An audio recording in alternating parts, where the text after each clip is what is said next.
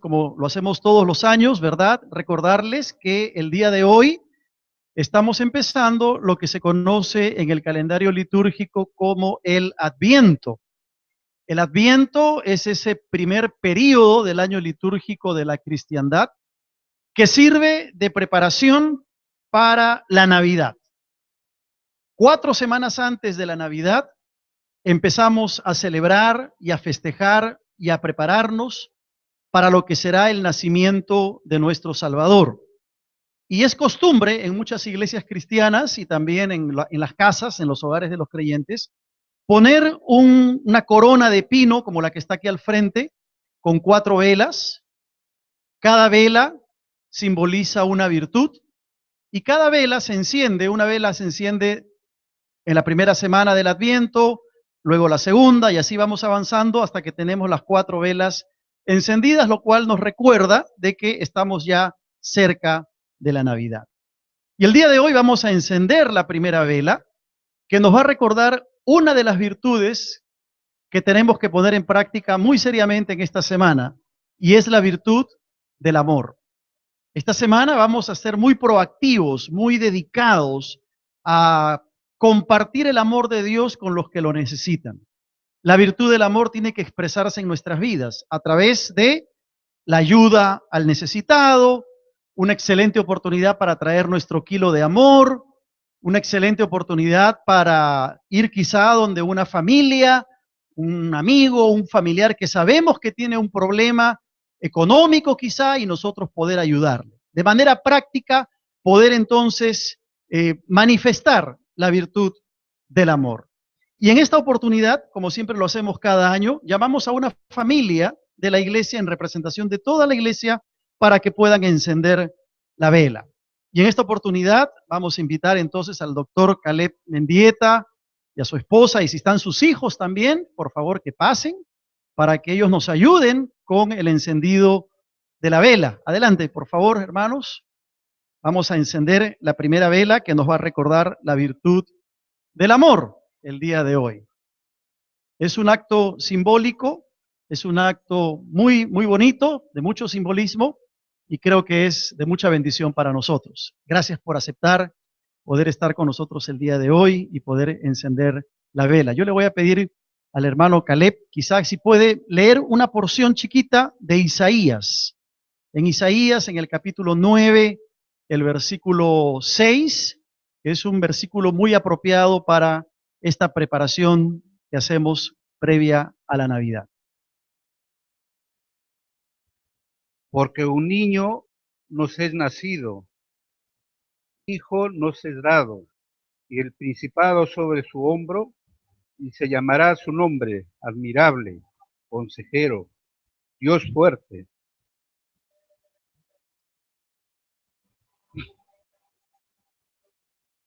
Padre eterno, príncipe de paz.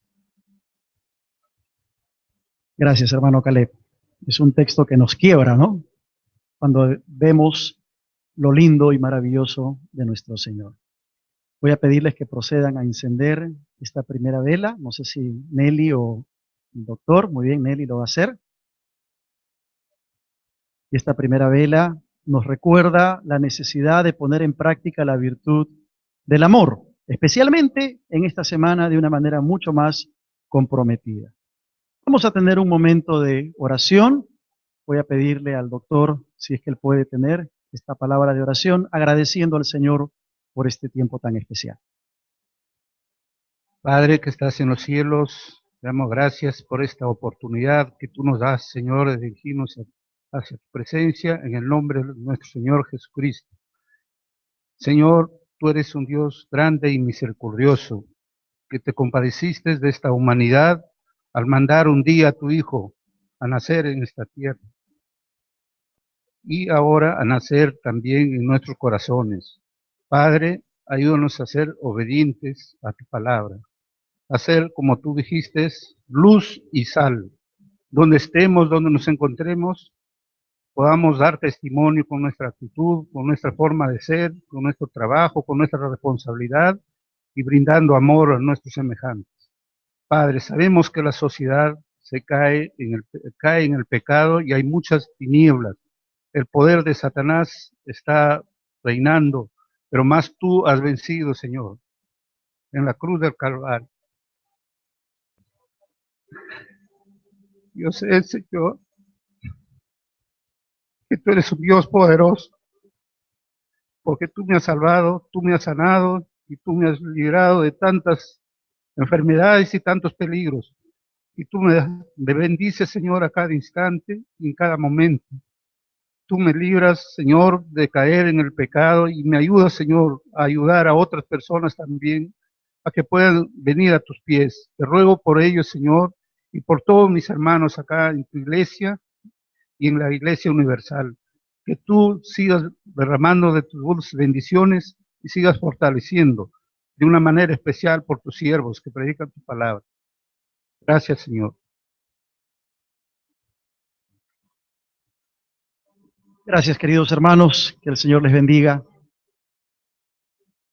Gracias, doctor. Dios les bendiga. Un aplauso para nuestros hermanos. En representación de todos nosotros, el encendido de la vela nos ayuda a recordar la virtud del amor. Bien, continuando entonces con nuestra serie sobre personajes bíblicos, el día de hoy vamos a mirar a Elías, un profeta conforme al corazón de Dios. ¿Qué es lo que tiene que decirnos la palabra en cuanto a este profeta de Dios y qué enseñanza habrá para cada uno de nosotros? Yo quiero animarte a que tengas la mente abierta, atenta y el corazón sensible para escuchar aquello que Dios quiere decirte en esta mañana.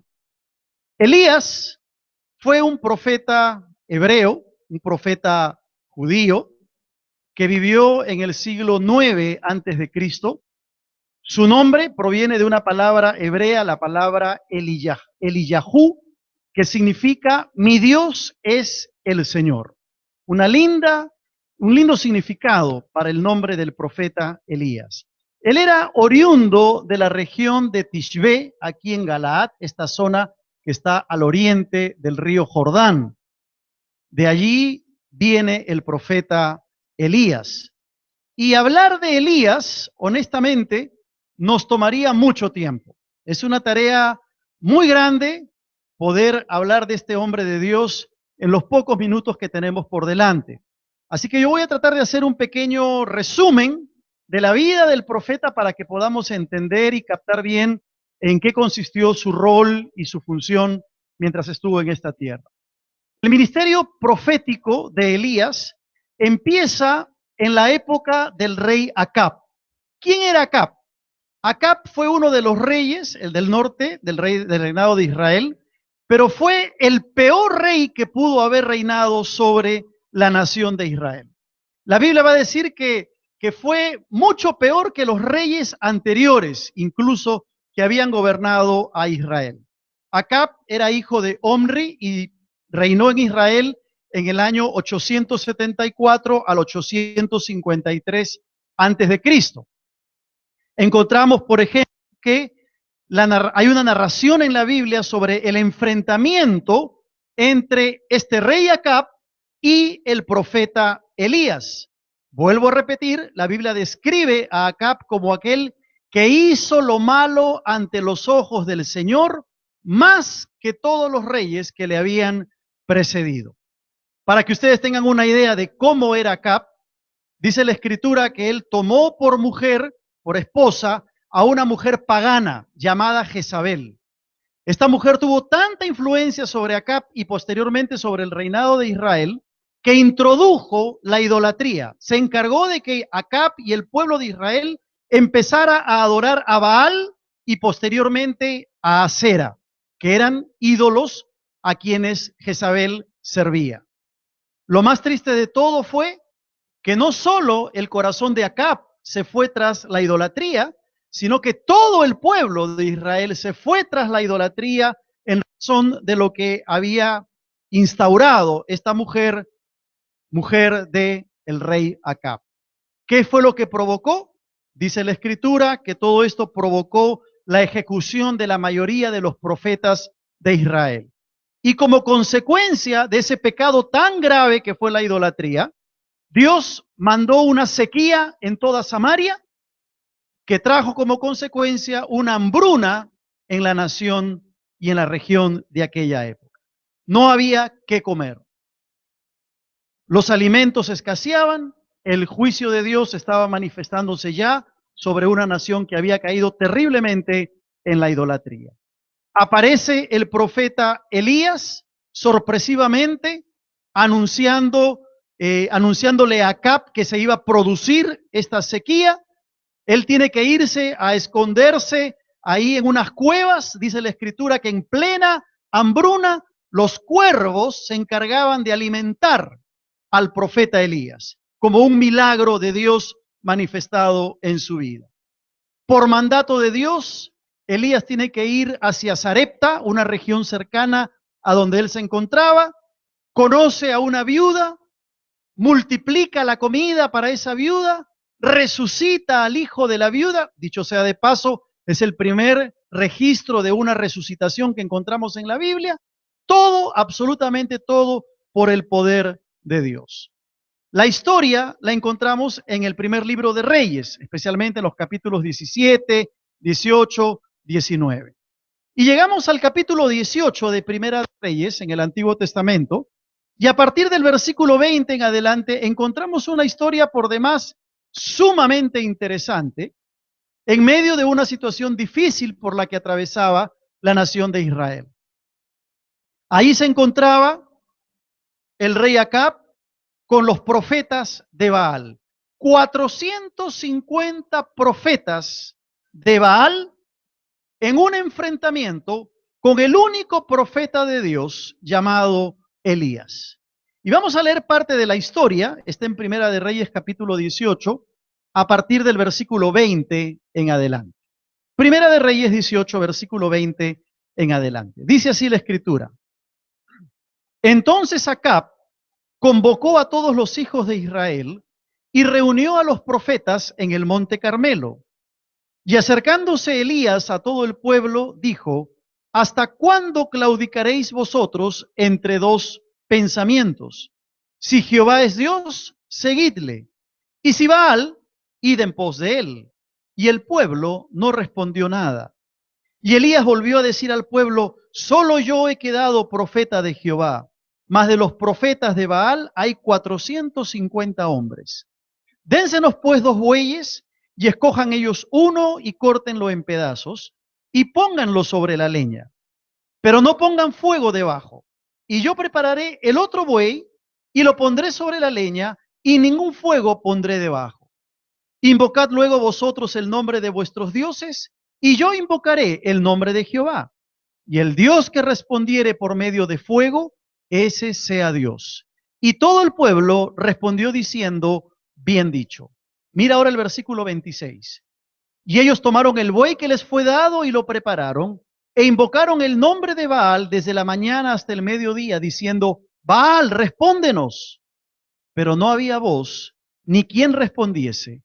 Entre tanto ellos andaban saltando cerca del altar que habían hecho. Y aconteció el mediodía que Elías se burlaba de ellos diciendo, gritad en alta voz porque Dios es. Quizá está meditando, o tiene algún trabajo, o va de camino, tal vez duerme y hay que despertarle. Y ellos clamaban a grandes voces y se sajaban con cuchillos y con lancetas conforme a su costumbre hasta chorrear la sangre de ellos. Pasó el mediodía y ellos siguieron gritando frenéticamente hasta la hora de ofrecerse el sacrificio, pero no hubo ninguna voz, ni quien respondiese, ni escuchase. Qué interesante esta historia. Ahí están los profetas de Baal convocados por el rey Acab, 450, nada más que 450 profetas, y Elías, el único profeta de Dios. Y Elías va a desafiar a estos profetas diciendo, preparen el altar, pongan los bueyes, no pongan fuego, yo voy a hacer lo mismo, y como vamos a ver en la historia más adelante, Elías va a decir, no solamente voy a hacer lo mismo, sino que voy a echarle cántaros de agua, y el Dios que sea verdadero mandará fuego y consumirá el sacrificio. Y claro, los profetas de Baal empezaron a llamar a Baal, Baal nunca respondió. Elías empezó a burlarse de ellos, decir de repente, su Dios está durmiendo, vayan a despertarlo. Y como conocemos la historia, posteriormente Dios se manifiesta con poder sobre el sacrificio que Elías había preparado. Un desafío tremendo a estos 450 profetas de Baal. Y yo llamo a esta primera parte el desafío de Dios, porque aunque Elías es el que llama, es Dios quien está realmente queriendo conmocionar a la nación de Israel. Y mira lo que dice en el versículo 21, porque ahí se plantea ese desafío de Dios a través de la voz del profeta Elías. ¿Hasta cuándo claudicaréis vosotros entre dos pensamientos? Si el Señor es Dios, seguidle. Y si Baal, id en pos de él. ¿Qué era lo que estaba pasando? Todo el pueblo había caído en la idolatría. Todo el pueblo se había alejado de Dios. Y Elías, tomando el mandato del Señor, les va a decir al pueblo, ¿hasta cuándo ustedes van a claudicar entre dos pensamientos? ¿Por qué no se han decidido de una vez? Si Jehová es Dios, vayan tras él. Y si Baal, síganle a él, pero defínanse. No pueden estar ustedes así en esa situación. Están mostrando una inestabilidad. ¿Hasta cuándo claudicaréis vosotros entre dos pensamientos? Dios desafiando a su pueblo que había caído en la idolatría a que se defina a qué Dios iban a seguir e iban a servir. Y cuando yo leía este texto, me ponía a pensar si el Señor no viene a nosotros y nos hace esa misma pregunta. ¿Hasta cuándo? ¿Hasta cuándo vas a seguir viviendo tu vida cristiana de esa manera? ¿Hasta cuándo vas a vivir alejado de Dios? ¿Hasta cuándo seguirás con tu necedad, con tu terquedad y no decidirás del todo seguir a tu Señor? ¿Hasta cuándo seguirás viviendo un cristianismo pasivo? ¿Hasta cuándo? Se presenta Dios, hace ese desafío al pueblo y creo que a muchos cristianos el día de hoy Dios también les hace esa misma pregunta. ¿Hasta cuándo? ¿Hasta cuándo vas a estar en esa situación de inestabilidad? ¿Cuál era el contexto del pasaje? Israel se había apartado de Dios, habían caído en la idolatría que en un principio había sido promocionada por Jeroboam al pedir que el pueblo adorase a un par de becerros de oro. Después de eso, como hemos dicho, esta mujer Jezabel que se casa con el rey Acab introduce la adoración a Baal, la adoración a Acera, y el pueblo estaba ya sumergido tremendamente en la idolatría y apartados del Señor. Y Dios tiene que levantar al profeta, a Elías, conforme a su corazón, para que el pueblo pueda volverse de la idolatría escuchando el mensaje del Señor. Y lo que Elías hace no es otra cosa que confrontar al pueblo que se encontraba entre dos pensamientos. Confrontar a este pueblo que estaba en una duda tremenda. No sabían qué hacer. Es interesante que dice la Escritura que después, en el versículo 21, que después que Elías los desafía, o Dios los desafía por medio de Elías, la última parte dice, y el pueblo no respondió nada. Era un pueblo que estaba sumergido en la duda.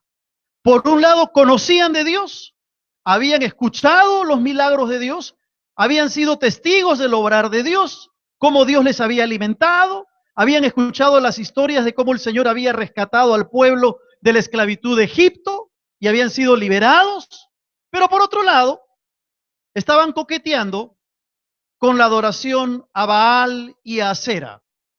No se habían definido. Y Dios tiene que venir y decirles, ¿hasta cuándo claudicaréis entre dos pensamientos? Otra versión dice, ¿hasta cuándo vacilaréis entre dos pensamientos? Hay una versión bien interesante que dice, ¿hasta cuándo ustedes van a estar saltando de un lado al otro? La palabra hebrea para vacilar es la palabra pasaj, que se traduce justamente como brincar, como saltar o danzar.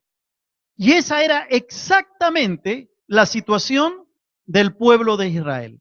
Estaban de aquí para allá. No se definían por Dios. Adoraban a los ídolos y querían estar bien con el Dios de los cielos. Y eso me hace pensar en algunos creyentes, algunos cristianos que son así, que van de un lado para otro sin poder afirmar sus vidas, sin poder encontrar estabilidad en sus pensamientos. Y son así, danzando, saltando y brincando de un lado para otro. Son creyentes inestables que no han aprendido a permanecer firmes en Dios. Se han acostumbrado a un estilo de vida vacilante, son como las ondas del mar que van de aquí para allá y que no han llegado a conseguir una estabilidad espiritual en su vida. Tienen años viniendo a la iglesia, pero son como las olas del mar. Y Dios viene y tiene que decirles, ¿hasta cuándo? ¿Hasta cuándo vas a seguir con esa actitud? ¿Hasta cuándo vas a seguir viviendo una doble vida? ¿Hasta cuándo vas a estar con un pie en la iglesia y otro pie en el mundo? ¿Hasta cuándo? Y es interesante porque esto nos habla de la inestabilidad que tenía el pueblo de Israel. Y hay una inestabilidad que es una inestabilidad visible en la iglesia muchas veces. Es bien interesante. Una inestabilidad que se evidencia, que se ve en la vida de algunos creyentes. No sé si alguna vez te has encontrado con algunos cristianos que les gusta ir de iglesia en iglesia. Paran saltando, de iglesia en iglesia, de congregación en congregación. En muchos países esto es común y aquí en nuestro país también algunos cristianos tienen esa mala costumbre de que van a la iglesia, no les gusta algo, entonces me voy a la otra iglesia. Van a la otra iglesia, tampoco les gusta algo, se van a otra iglesia. Eso es lo que yo llamo la mentalidad del centro comercial. ¿Qué pasa cuando uno va al centro comercial? Las hermanas seguramente lo saben muy bien, más que los varones, ¿no? Porque se pueden pasar 2, 3 horas en el shopping center. Si van a Plaza B, o digo a Plaza Norte, o al Jockey Plaza, o al Mega Plaza. Cuando uno va a un centro comercial, ¿a qué va? Se supone que uno va a comprar. Y uno entra a una tienda, buscas algo, no te gusta, te vas a la otra. Buscas algo, no te gusta, está muy caro, te vas a la otra. Y te puedes pasar 2, 3 horas en el centro comercial de tienda en tienda buscando lo que quieres. Hay algunos creyentes que tienen la mentalidad del centro comercial. Van a la iglesia, no les gusta algo y dicen, bueno, mejor me voy a la otra iglesia que está a la otra cuadra. Van a esa iglesia y tampoco les gusta lo que hay ahí y buscan otra iglesia. Y paran saltando, brincando de iglesia en iglesia. Esa es una inestabilidad visible, evidente. Algunos creyentes no les gusta la prédica, se sienten ofendidos porque el pastor habló del infierno, del pecado, me voy a otra congregación. Pasa muy común en países del primer mundo, ¿sabías tú? Yo he vivido en Miami, he pastoreado en Miami y conozco esa realidad. No, es que el aire acondicionado está muy fuerte, me voy a otra congregación. Hermano, si no te gusta la cara del pastor, lo siento, es la única que tengo. No tengo otra. Y si te vas a ir de la iglesia porque no te gusta mi cara o la del pastor Ponciano o el pastor Alejandro, no tenemos otra cara que ofrecerte. Pero hay creyentes así, engreídos muchos de ellos, que porque no les gustó algo, ya entonces me voy a otra congregación. Buscan una excusa y el Señor tiene que decirles, ¿hasta cuándo? ¿Hasta cuándo vas a estar así? A veces creyentes que tienen 20 años en la fe y no han aprendido a madurar, no han aprendido a crecer y a darle estabilidad a su vida espiritual. Son creyentes que van de un lado a otro. Son creyentes que no están contentos en su congregación, andan buscando cualquier excusa para ir a otra iglesia donde tampoco van a durar. Porque dicen, yo me voy a otra iglesia porque quiero ir a la iglesia perfecta. No vayas a la iglesia perfecta porque no existe la iglesia perfecta. Y si la encuentras y tú vas, la vas a dañar. Así que tampoco vayas, ¿ya? Porque somos todos imperfectos.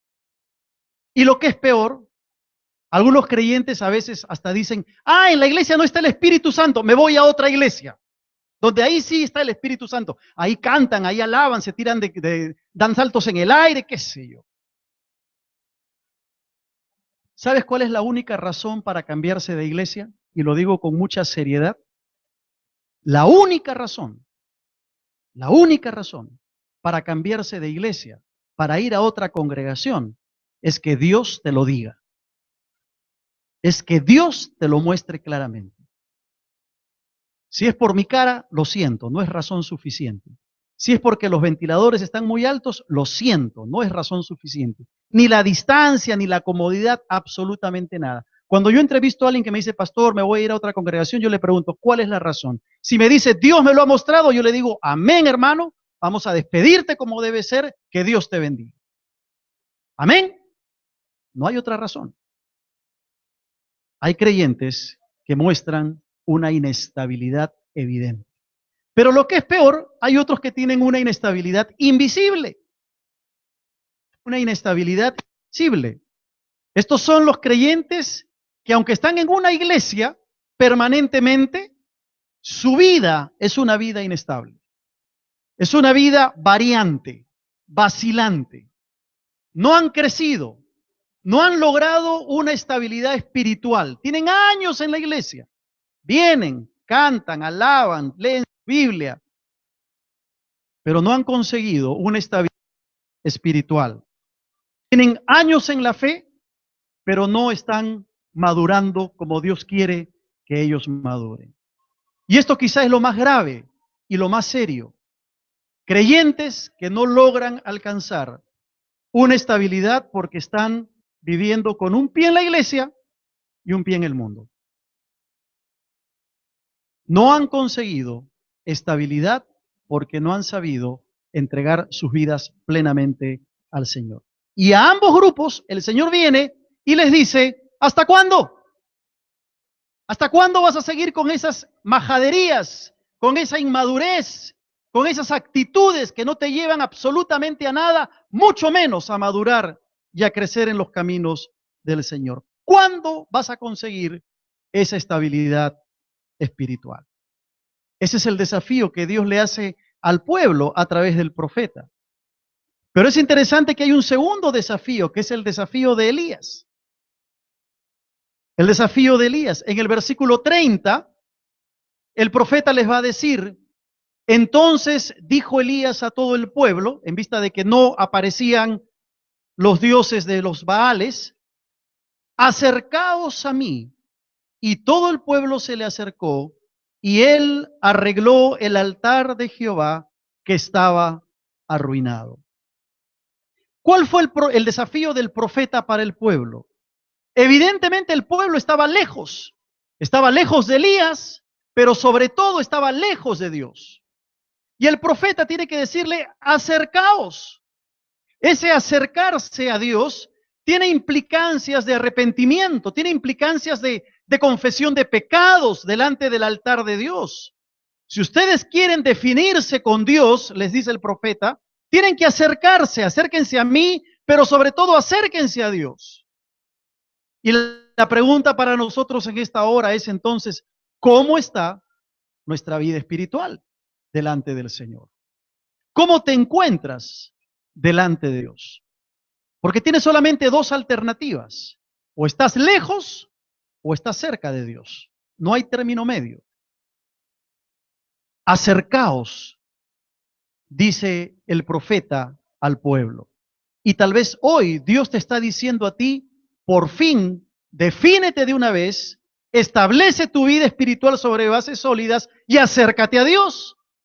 Quizá el Señor te está llamando en esta hora. Es interesante que cuando uno va a la Escritura, descubre que en algunos pasajes este acercarse a Dios es un llamado para aquella gente que tiene una inestabilidad espiritual, para aquella gente que no ha sabido afianzar su fe y sus caminos en Dios. Mire el libro de Santiago en el capítulo 4, en el versículo 8. ¿Qué dice ahí Santiago? Acercaos a Dios. ¿Y qué cosa? Y Él se acercará a vosotros. Nos gusta leer esa parte, qué lindo. Pero luego, ¿qué dice? Pecadores, limpiad las manos. Y nota lo que dice a continuación. Y vosotros, los de doble ánimo, los que están vacilando entre dos pensamientos, los que están caminando con un pie en la iglesia y un pie en el mundo, vosotros purificad vuestros corazones.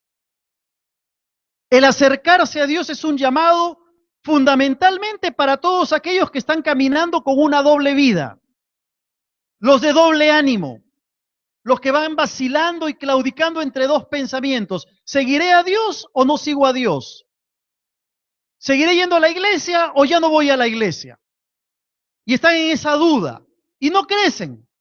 O para aquellos que aunque tienen años en la iglesia, siguen todavía coqueteando con algún pecado, luchando con alguna debilidad y no logran afianzarse en una estabilidad espiritual que Dios quiere para cada uno de nosotros. El perdón y el arrepentimiento tienen que ver con la confesión, pero también tienen que ver con la limpieza del corazón. A los de doble ánimo se les dice, purificad vuestros corazones. ¿Sabes por qué? Porque esa actitud de duda, esa actitud de doblez de corazón se origina en lo más interior del ser humano. Tú decides caminar con un pie en el mundo y un pie en la iglesia.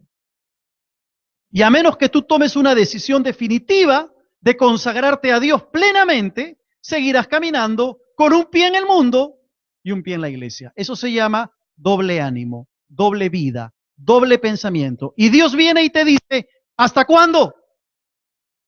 ¿Hasta cuándo vas a seguir así?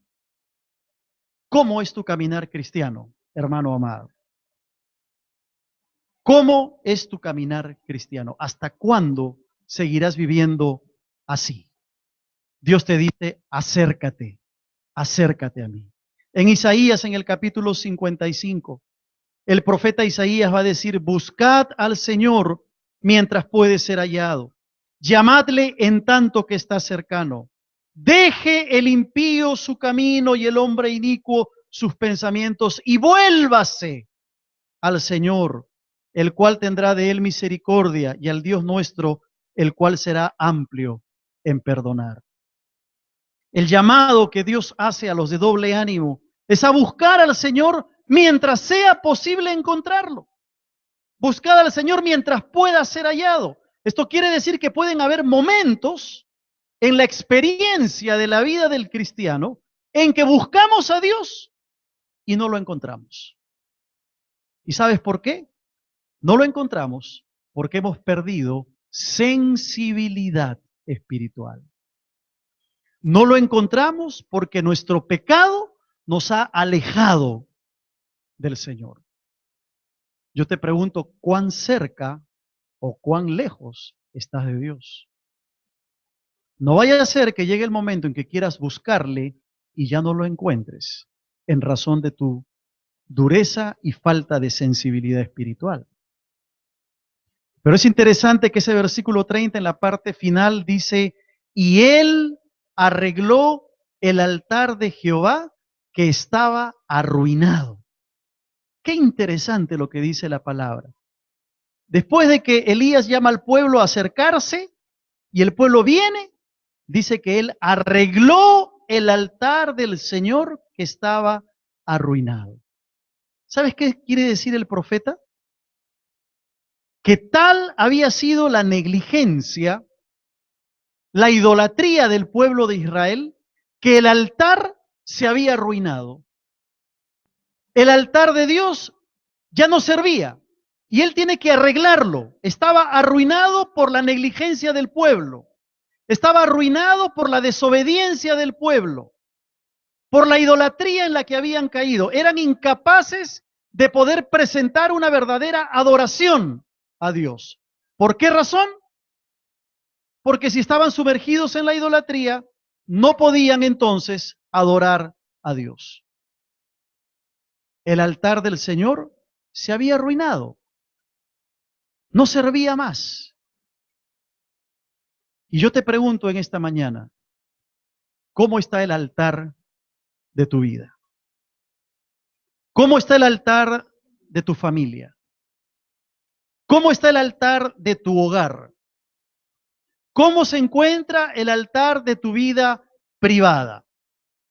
Si el altar de tu vida está arruinado, tú no puedes presentarle adoración a Dios. Eso fue lo que pasó con Israel.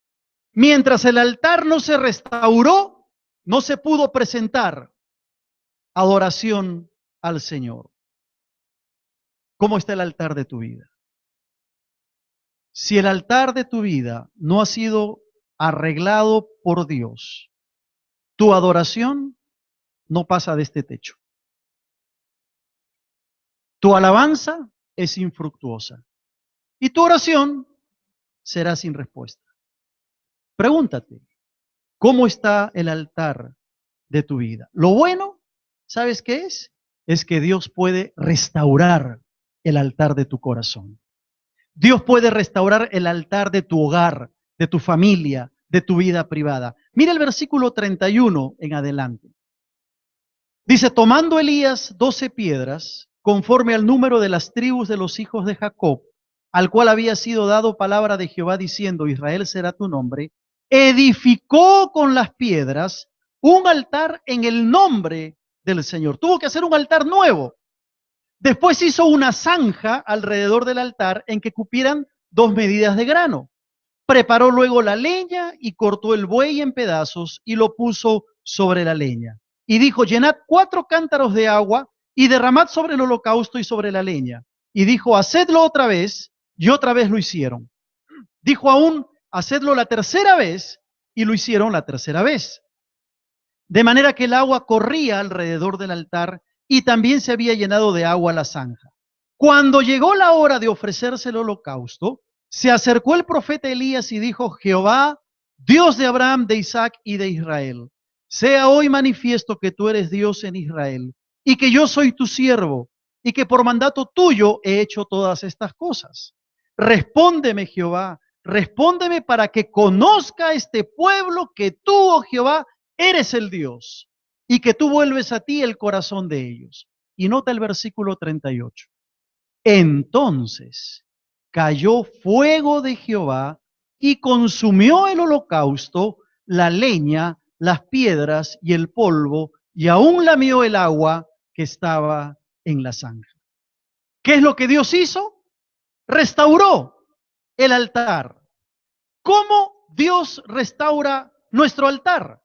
La respuesta es muy sencilla, aparece en el versículo 38, mandando fuego del cielo. No había otra forma. Dice el versículo 38, que cayó fuego de Jehová y consumió el holocausto. ¿De qué manera el altar de Dios fue restaurado? Cuando fuego del cielo descendió sobre el sacrificio.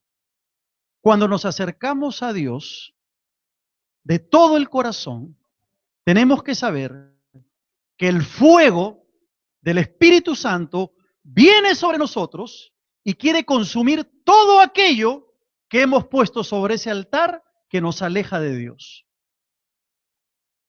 Cuando tú vienes a Dios y te acercas, como dice Elías, te acercas de corazón, el fuego de Dios, el fuego de su Espíritu viene sobre el altar de tu vida y consume todo aquello que te aleja del Señor. Pensamientos, actitudes, estilo de vida, costumbres pecaminosas, cosas que hay en tu mente y en tu corazón, Dios las quiere quemar en el altar de tu vida.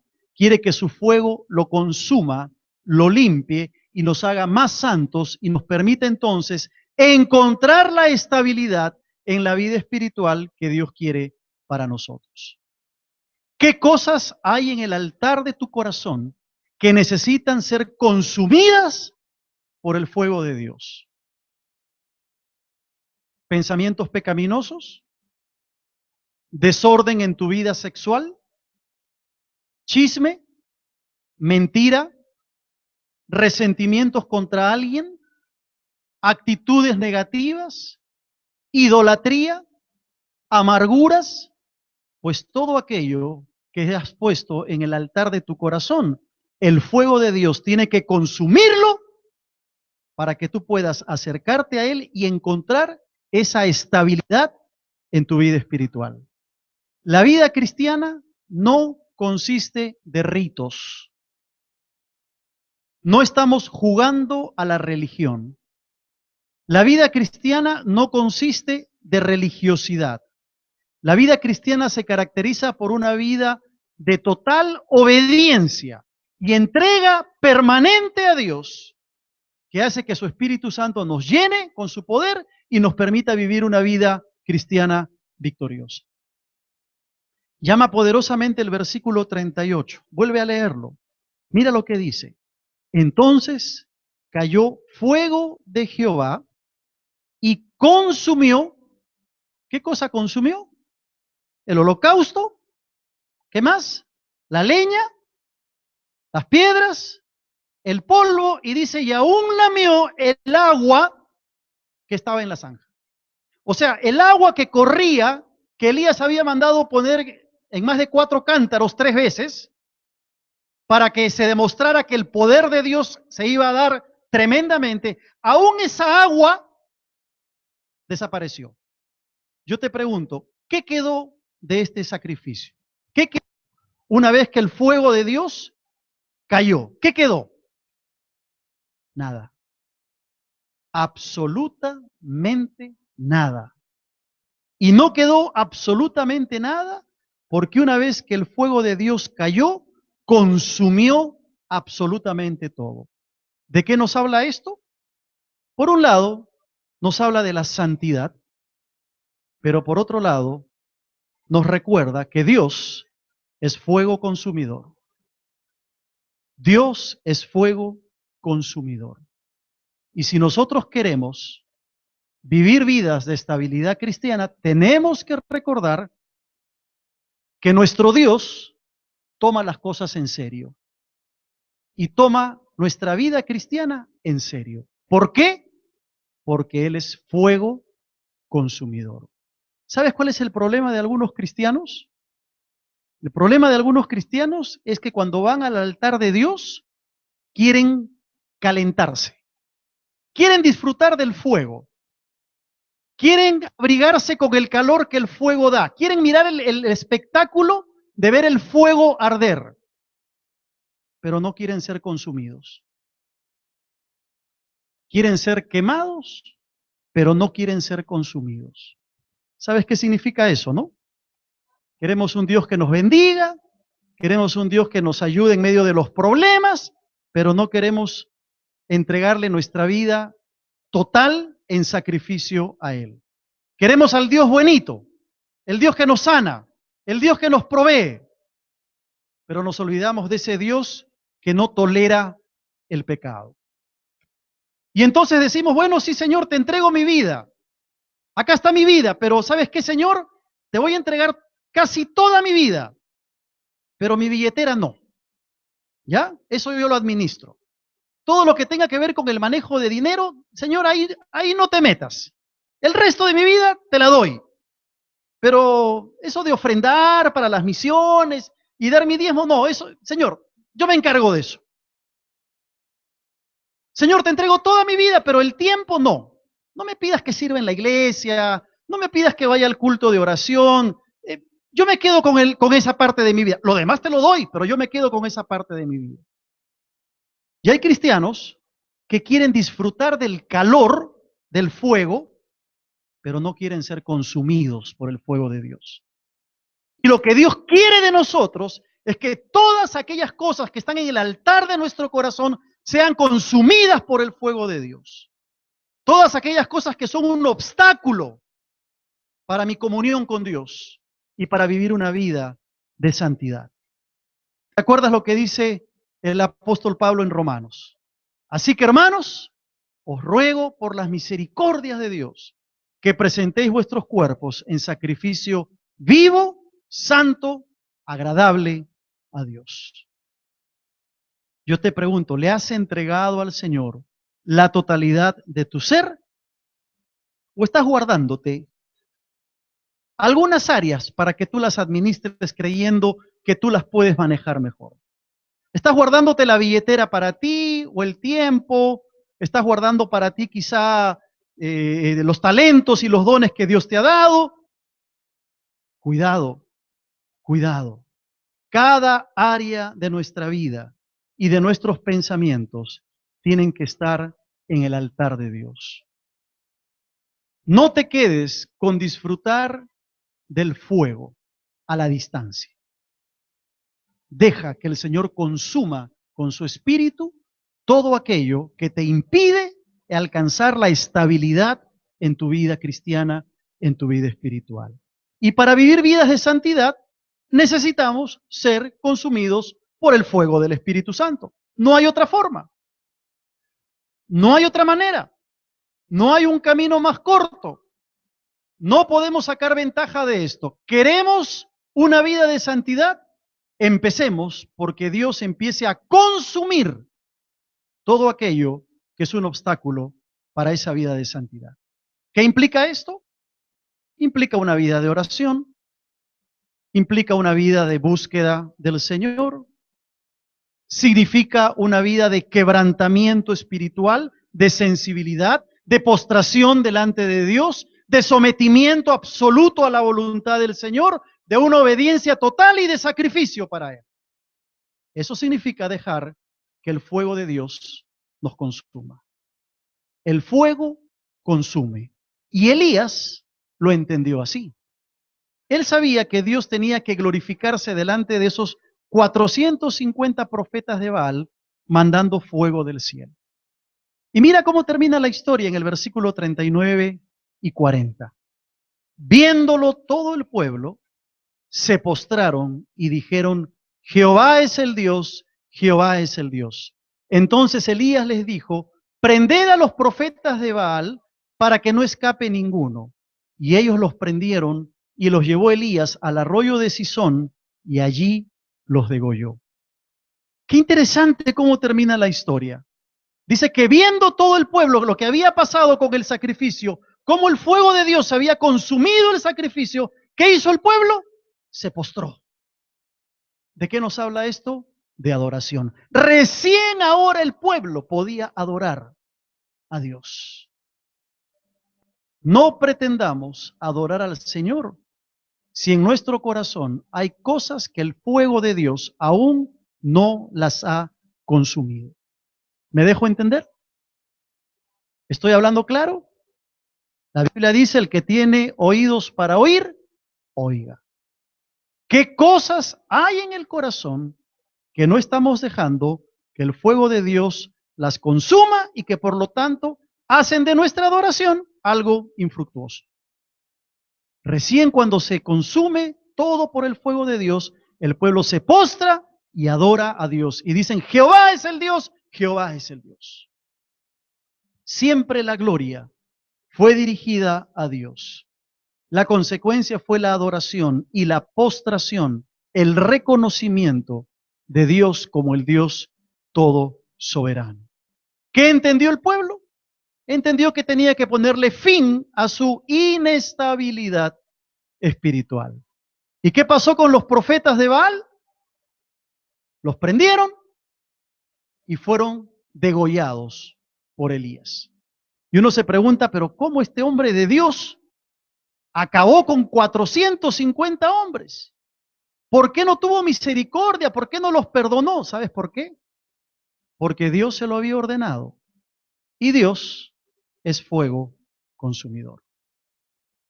La santidad de Dios, algo con lo cual no debemos jugar, ni podemos jugar. Termino. ¿Cómo está tu vida espiritual? ¿Cuán estable es tu vida cristiana? ¿O Dios tiene que venir y decirte, ¿hasta cuándo? ¿Hasta cuándo? Hoy tú puedes experimentar el fuego de Dios en tu corazón y ver cómo el Espíritu Santo puede quemar todo aquello que tiene que quemar. Dios te pregunta hoy, ¿hasta cuándo vas a seguir así?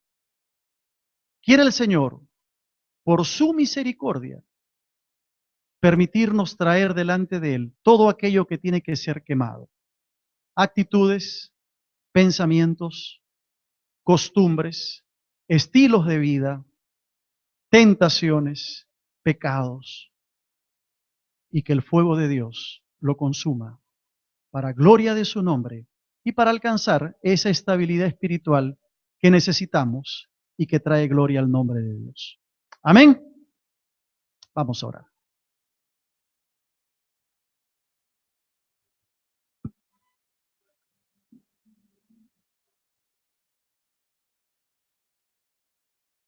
Lo hacemos cada año. Llamamos a una familia de la iglesia en representación de toda la iglesia para que puedan encender la vela. Y en esta oportunidad vamos a invitar entonces al doctor Caleb Mendieta y a su esposa, y si están sus hijos también, por favor que pasen para que ellos nos ayuden con el encendido de la vela. Adelante, por favor, hermanos. Vamos a encender la primera vela que nos va a recordar la virtud del amor el día de hoy. Es un acto simbólico, es un acto muy, muy bonito, de mucho simbolismo, y creo que es de mucha bendición para nosotros. Gracias por aceptar poder estar con nosotros el día de hoy y poder encender la vela. Yo le voy a pedir al hermano Caleb, quizás si puede leer una porción chiquita de Isaías. En Isaías, en el capítulo 9, el versículo 6, que es un versículo muy apropiado para esta preparación que hacemos previa a la Navidad. Porque un niño nos es nacido, hijo nos es dado, y el principado sobre su hombro, y se llamará su nombre, admirable, consejero, Dios fuerte,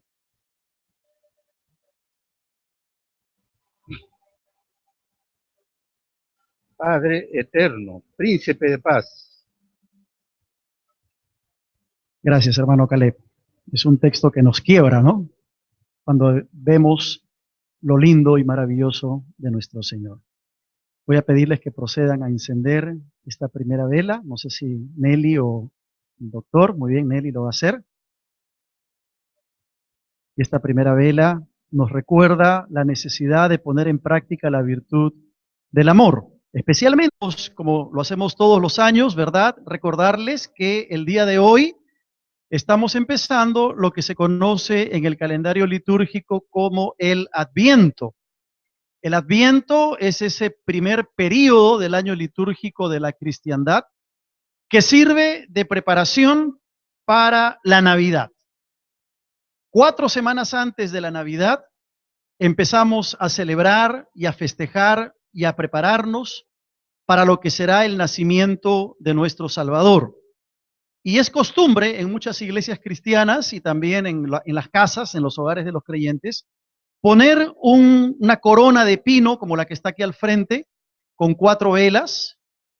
Cada vela simboliza una virtud y cada vela se enciende. Una vela se enciende en la primera semana del Adviento, luego la segunda, y así vamos avanzando hasta que tenemos las 4 velas encendidas, lo cual nos recuerda de que estamos ya cerca de la Navidad. Y el día de hoy vamos a encender la primera vela, que nos va a recordar una de las virtudes que tenemos que poner en práctica muy seriamente en esta semana, y es la virtud del amor. Esta semana vamos a ser muy proactivos, muy dedicados a compartir el amor de Dios con los que lo necesitan. La virtud del amor tiene que expresarse en nuestras vidas a través de la ayuda al necesitado, una excelente oportunidad para traer nuestro kilo de amor, una excelente oportunidad para ir quizá donde una familia, un amigo, un familiar que sabemos que tiene un problema económico quizá y nosotros poder ayudarle. De manera práctica, poder entonces manifestar la virtud del amor. Y en esta oportunidad, como siempre, Tus dulces bendiciones y sigas fortaleciendo de una manera especial por tus siervos que predican tu palabra. Gracias, Señor. gracias, queridos hermanos, que el Señor les bendiga. Gracias, doctor. Dios le bendiga. Un aplauso para nuestros hermanos. En representación de todos nosotros, el encendido de la vela nos ayuda a recordar la virtud del amor. Bien, continuando entonces con nuestra serie sobre personajes bíblicos, el día de hoy vamos a mirar a Elías, un profeta conforme al corazón de Dios. ¿Qué es lo que tiene que decirnos la palabra en cuanto a este profeta de Dios y qué enseñanza habrá para cada uno de nosotros? Yo quiero animarte a que tengas la mente abierta, atenta y el corazón sensible para escuchar aquello que Dios quiere decirte en esta mañana. Elías fue un profeta hebreo, un profeta judío, que vivió en el siglo 9 antes de Cristo. Su nombre proviene de una palabra hebrea, la palabra Eliyahu, que significa mi Dios es el Señor. Un lindo significado para el nombre del profeta Elías. Él era oriundo de la región de Tishbe, aquí en Galaad, esta zona que está al oriente del río Jordán. De allí viene el profeta Elías. Y hablar de Elías, honestamente, nos tomaría mucho tiempo. Es una tarea muy grande poder hablar de este hombre de Dios en los pocos minutos que tenemos por delante. Así que en esta semana de una manera mucho más comprometida. Vamos a tener un momento de oración. Voy a pedirle al doctor, si es que él puede tener esta palabra de oración, agradeciendo al Señor por este tiempo tan especial. Padre que estás en los cielos, te damos gracias por esta oportunidad que tú nos das, Señor, de dirigirnos hacia tu presencia en el nombre de nuestro Señor Jesucristo.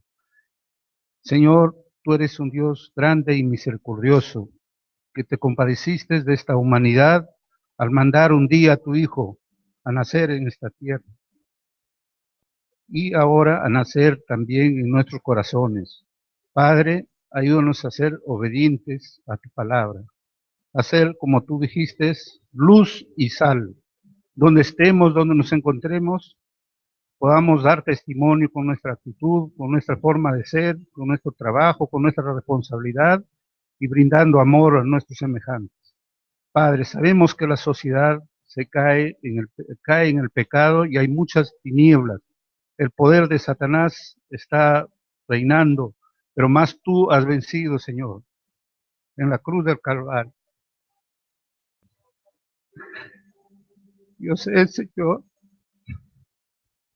que tú eres un Dios poderoso, porque tú me has salvado, tú me has sanado y tú me has librado de tantas enfermedades y tantos peligros.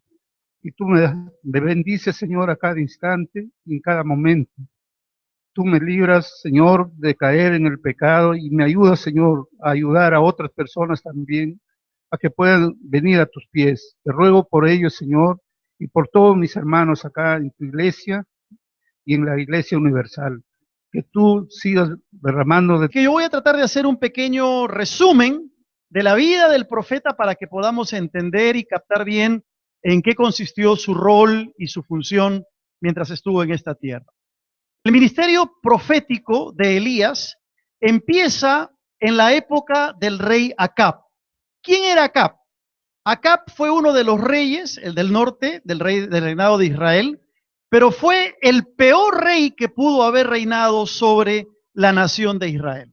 La Biblia va a decir que fue mucho peor que los reyes anteriores, incluso que habían gobernado a Israel. Acab era hijo de Omri y reinó en Israel en el año 874 al 853 antes de Cristo. Encontramos, por ejemplo, que hay una narración en la Biblia sobre el enfrentamiento entre este rey Acab y el profeta Elías. Vuelvo a repetir, la Biblia describe a Acab como aquel que hizo lo malo ante los ojos del Señor, más que todos los reyes que le habían precedido. Para que ustedes tengan una idea de cómo era Acab, dice la Escritura que él tomó por mujer, por esposa, a una mujer pagana llamada Jezabel. Esta mujer tuvo tanta influencia sobre Acab y posteriormente sobre el reinado de Israel que introdujo la idolatría. Se encargó de que Acab y el pueblo de Israel empezara a adorar a Baal y posteriormente a Asera, que eran ídolos a quienes Jezabel servía. Lo más triste de todo fue que no solo el corazón de Acab se fue tras la idolatría, sino que todo el pueblo de Israel se fue tras la idolatría